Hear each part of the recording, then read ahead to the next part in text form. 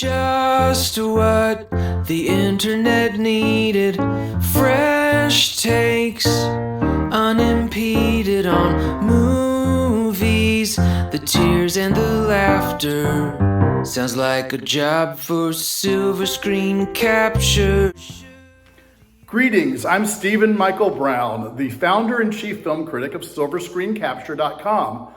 I'm delighted that our website has been very popular for 10 years and we're starting our second decade. And I thought this would be a great time to add audio and video companions to the website. It's a great chance for me to share my passion about movies directly with you and to reach many more who follow this format.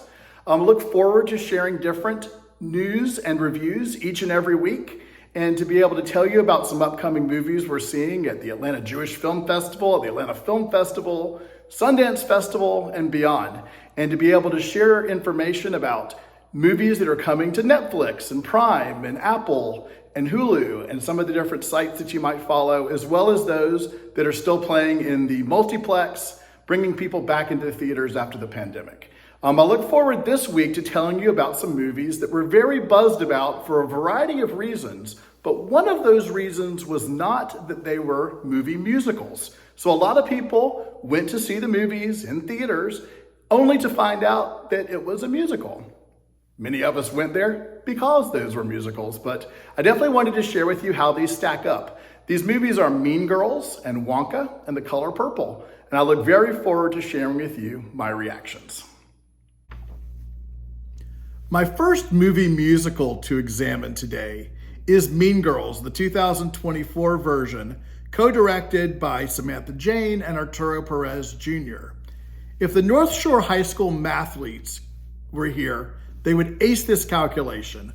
One update of a 2-decade-old film comedy plus one translation of its stage musical adaptation equals only a fraction of the property's legacy entertainment value. This new version does succeed in delivering dollops of nostalgia and a Star is Born villain performance by Renee Rapp as the Pink Terror, Regina George. As a musical, though, it's inconsistent, with the filmmakers framing production numbers awkwardly before finding their groove. Songs happen in this high school musical because characters are filming themselves for TikTok, or because they're wandering past the marching band practice room, or because they're fantasizing, or because they're saying something absurd. And there are not that many connective tissues or memorable songs putting it all together. It also doesn't help that the protagonist doesn't really have an effective I want song, so you don't really know what her intentions are before she is finding herself smitten with the guy in calculus or falling into the clique with the plastics.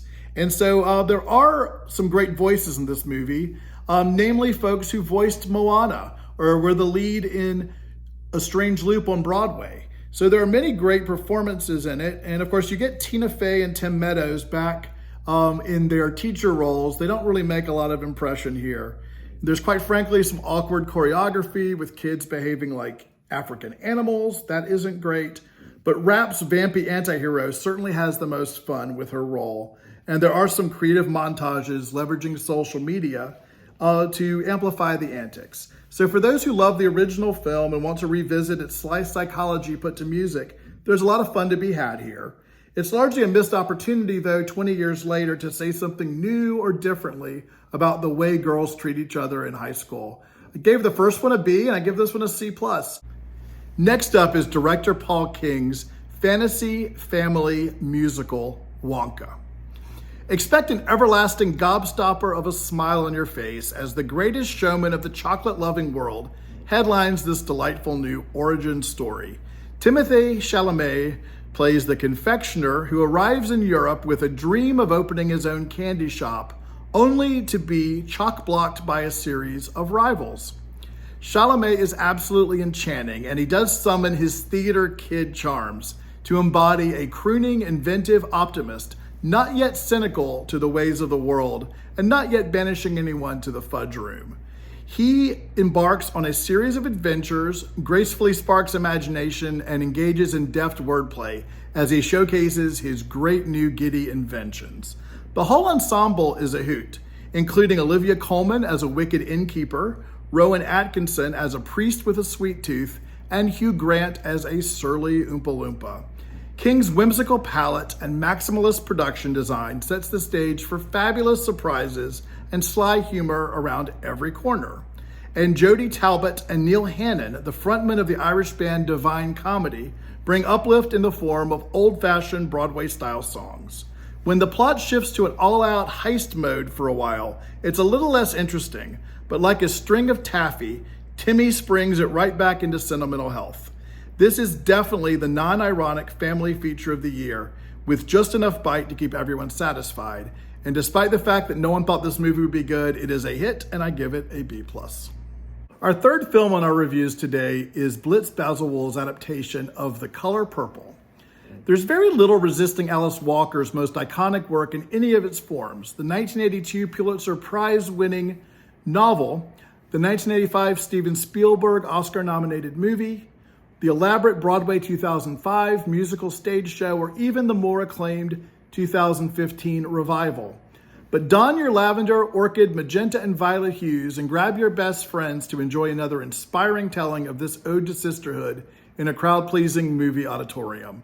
Nobody ever told Shakespeare he's been interpreted too much. We shouldn't tell Alice Walker that either. Director Blitz Bazawull's 2023 film, it came out on Christmas Day and is still in theaters at the time of this recording, film adaptation of the book-turned-musical The Color Purple, does show some signs of wear, despite some jubilant, applause-worthy moments. Bazawull shows his new lens to the tale, and it gets a little lost in translation as he tries to plumb the depths of the sharply drawn characters while also giving them their due as singers. For those just hopping on the bandwagon, the story traces 40 years in the life of Miss Seeley, played here by Fantasia Barrino. She's torn from her sister and her children in the rural South in the early 1900s and faces hardships, including an abusive husband, Mr., played by Coleman Domingo. With support from a sultry singer named Shug Avery, played by Taraja P. Henson, and also from her stand-her-ground stepdaughter, Sophia, Danielle Brooks, Seeley ultimately finds extraordinary strength in the unbreakable bonds of a new kind of female empowerment.